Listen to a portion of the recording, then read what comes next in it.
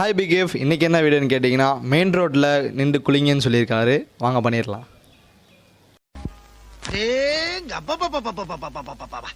என்ன வெயிலு! ஒரு ஊர்லதான் அப்படி அநியாய வெயிலு.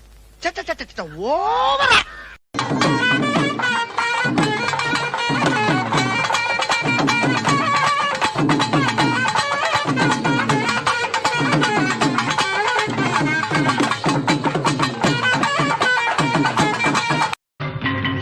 தோட்டங்கொண்ட ராசாவே, சூடிக்கொண்ட ராசாத்தி, தோட்டங்கொண்ட ராசாவே.